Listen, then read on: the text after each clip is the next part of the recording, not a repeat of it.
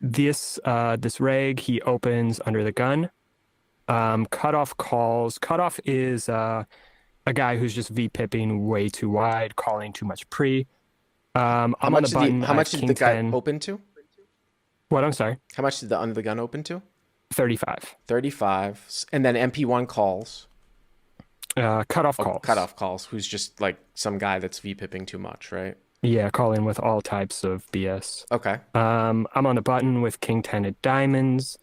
I elect to squeeze here. I go a little bit larger than 4x with the dead money. I go to 150. Okay.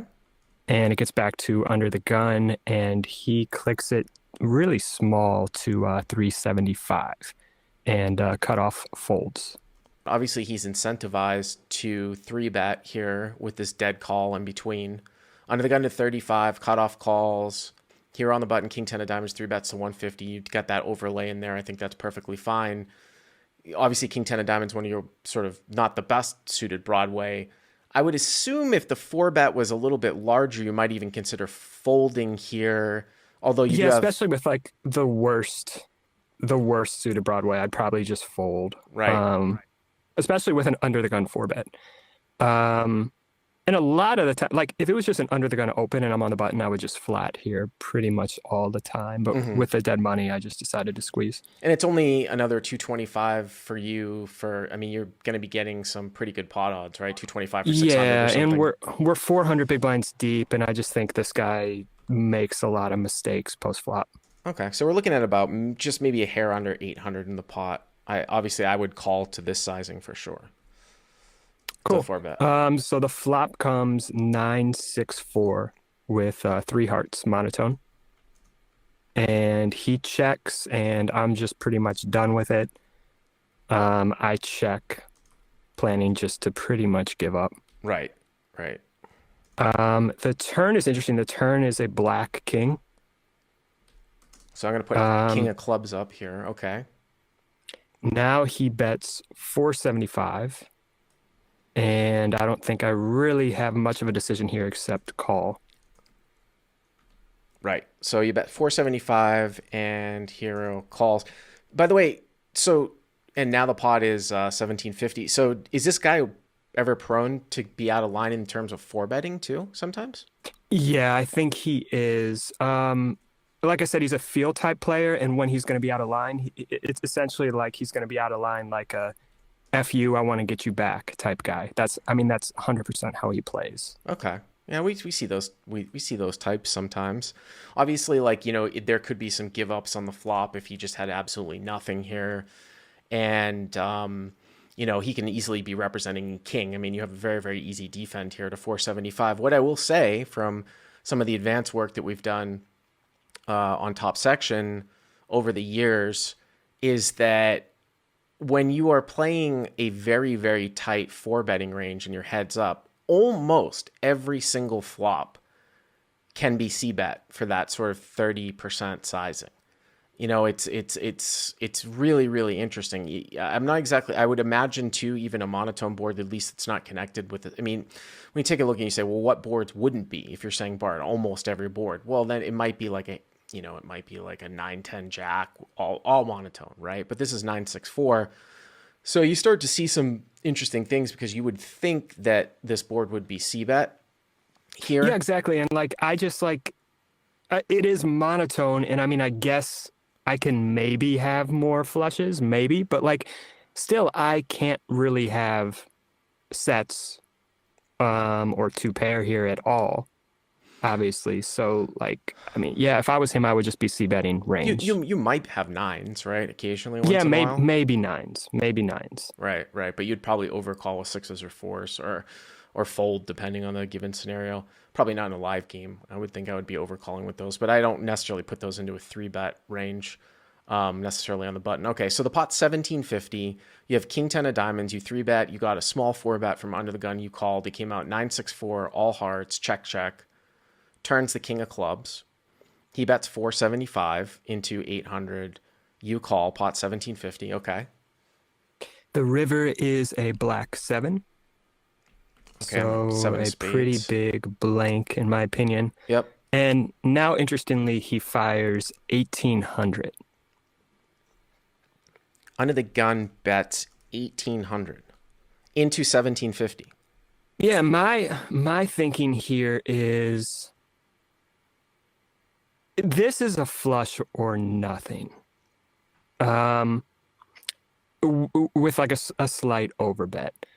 I mean it's a flush or rarely a hand like pocket kings. Could it ever be aces with the ace of hearts?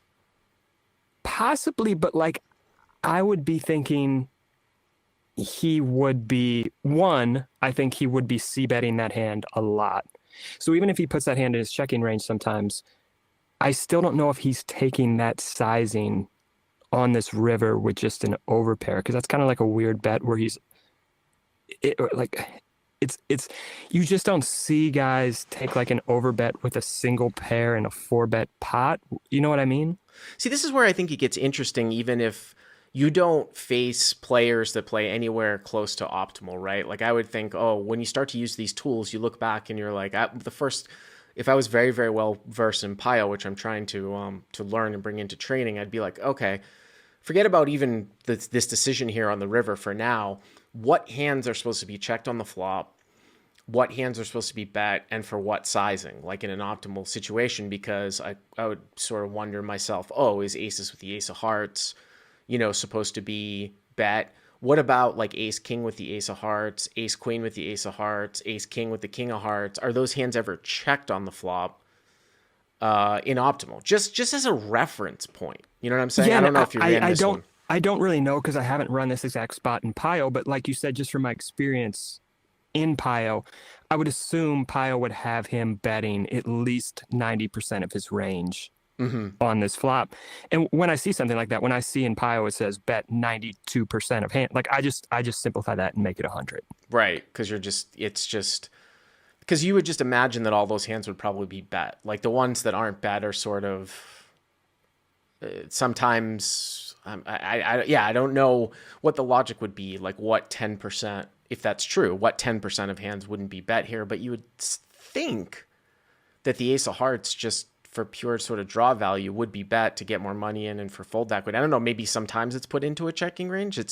I just wonder if aces with the ace of hearts ever arrives here. But so what you're basically saying is that you think this guy's incredibly polarized at the end. I do. Yeah. And I mean, I think he's repping literally like ace king of hearts, ace queen of hearts, ace five of hearts, and maybe like ace three of hearts. So like, and the other question is like the ace five and the ace three of hearts, and sometimes even like the ace queen of hearts, don't those sometimes bet flop? Well, some people in the live chat are saying that you'd find that ace king with the king of hearts might be a check, but then it sounds to me like what you're saying is this isn't the type of player that's just going to go for pot at the end here with that hand, right? Like if he checks ace king with the king of hearts, you don't see this happening. Yeah, and I mean maybe he does check that sometimes on flop, but I think he bets more than 50% of those combos on the flop. And then also on the river, I don't think guys are taking one pair for an overbet sizing in a four bet pot. I mean, I would go so far as to say is that if this hand was played in this manner, if you had to node lock a check when certain combos aren't supposed to be checked, but you did it, that I would assume in optimal play that any king here would probably be a call. But of course, we deviate from that in terms of, exploiting certain live players. What's interesting here though is you're getting 2-1. So if you think that he's polarized though, does that mean that you should call?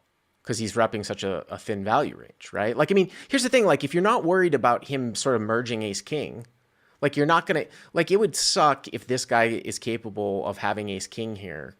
If you think he has ace king here some of the time, then you would probably lean it towards more of a fold, right? But if you take that out. Yeah, but I just think he's going to bet ace king a lot. I mean, really, I'd be more worried about aces with the ace of hearts, like you said, than I would ace king, especially one, because I block ace king, and two, because guys are just more likely to bet with the ace or the king of hearts, like as a bluff and start a bluff on the flop. Right. So if you don't think he has ace king, then you probably just close your eyes and call, Yeah, I called very quickly. Okay. And and he had ace two of diamonds. ace two of diamonds, squish. This guy's coming after you, huh? Yeah, I guess Holy so. shit. The other interesting thing to where it's non-intuitive when you look at these monotone boards is like what hands and what suits are supposed to be bluffed, because you really have to if you're talking about like looking at some of these computer aid things, because you really have to drill down and try to figure out what the fuck the solver's talking about, like why a certain hand is bluffed in a certain scenario depending on like the Yeah, suits on a monotone board. It's really it weird, it right? takes some time to figure those ones out because they're sometimes not that intuitive. Yeah, I mean, what about his bluff though? Like, is his bluff?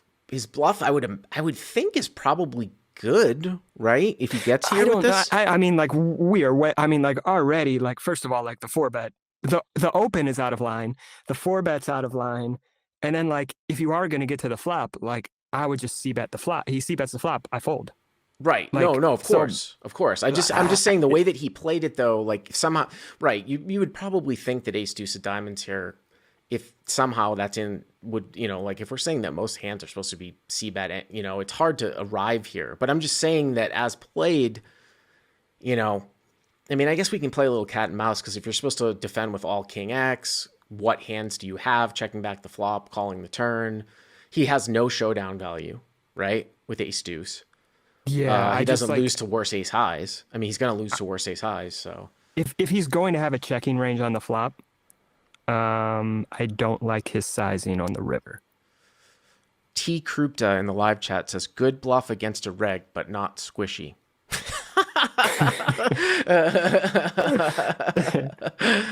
Well, no, that's well played. But I just wanted to ask you too. You've been sort of, you've been a long term. That's a nice hand to have. Nice call. You've been a long term no limit player, and I know you've been dabbling into some PLO and sort of the streets of COVID home games, and maybe some online stuff. Like, what do you think of PLO as it compares to Hold'em? As like kind of the poker player that you are, is it like a better game now that you're well versed in it? Is it a nut fest? It depends on the game, really. I can't see myself ever really playing live PLO unless it's six-handed or less, just because it's so slow. Oh yeah. Oh But yeah, for sure. online, Like a full ring PLO game live, it just seems like it would just be ugh. yeah, you're playing like nine hands an hour. Yeah. But I mean, online, I don't mind it. Especially, because people lose a lot and the game gets really gambly. And that's when the games get good. But I still like, I'm obviously not great at PLO for I mean, I've put in work, but I'm still like, when I sit down at a PLO player, I'm like, at a PLO table, I'm like, okay, I could win at this game. When I sit down at No Limit, like No Limit's still my game. Yeah. All right, interesting stuff. Shane in the live chat says, "Tell Squish to kiss." Tell Squish to kiss. Okay. Yeah. And also, I I will see, give I see Jamin Burton too, your buddy from St. Louis. Jamin, we've got a call in hand that comes out on Wednesday. That's going to be a guy that played an online hand against you, Jamin. I think in the Johnny Vibes home game. So look out for that. Oh, Jamin definitely. I don't know what the hand was, but Jamin definitely had it. Yep. That is exactly what my reaction was to this guy called down like on a one-liner with kings or something like that. But Mark, thanks for the call. I appreciate it. All right, thanks, Bart. If you like what you've seen here, please hit the subscribe button. And if you enjoyed this call-in hand, hit the like button down below. To check out crushlivepoker.com, click on the link in the description. Use the code YTA300 to get the first 30 days for free.